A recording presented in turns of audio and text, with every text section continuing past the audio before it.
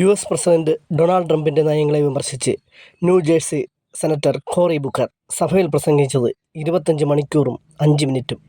ഇതോടെ സെനറ്റിൽ ഏറ്റവും നീണ്ട നേരം പ്രസംഗിച്ചതിനുള്ള റെക്കോർഡ് ഡെമോക്രാറ്റിക് പാർട്ടി അംഗമായ ബുക്കറുടെ പേരിലായി. 1957 പൗരാവകാശ നിയമത്തിനെതിരെ 24 മണിക്കൂറും 18 മിനിറ്റും സംസാരിച്ച സ്ലോം തുർമോണ്ടിൻ്റെ റെക്കോർഡാണ് തിരുത്തിയത്.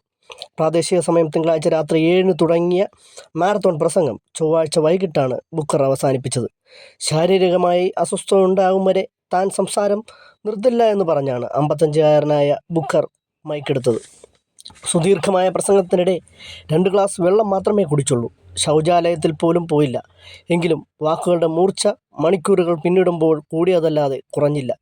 ബുക്കർക്ക് പിന്തുണയുമായി ഡെമോക്രാറ്റിക് എംപിമാരും സെനറ്റിലിരുന്നു. 2016 തോക്ക് നിയമവുമായി ബന്ധപ്പെട്ട് 15 മണിക്കൂർ നിർത്താതെ സംസാരിച്ച സെനറ്റർ ക്രിസ് മർഫി രാവും പകലും മാറാതെ ബുക്കർക്കൊപ്പം നിന്നു.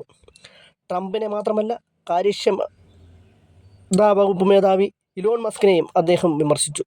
കവിത ചൊല്ലിയും സ്പോർട്സ് കാര്യങ്ങൾ സംസാരിച്ചും ഡെമോക്രാറ്റുകളുടെ ചോദ്യങ്ങൾക്ക് ഉത്തരം നൽകിയും സഭയുടെ മടുപ്പ് മാറ്റാനും മുൻ ഫുട്ബോൾ താരം കൂടിയായ ബുക്കർ മറന്നില്ല. സഭയിൽ ഭൂരിപക്ഷമായ റിപ്പബ്ലിക്കൻ പാർട്ടി അംഗങ്ങൾ ഇതിനിടെ പല ബില്ലുകളും പാസാക്കിയെങ്കിലും ബുക്കർ അദ്ദേഹത്തിൻ്റെ പ്രസംഗം വളരെ നന്നായി അവതരിപ്പിച്ചു.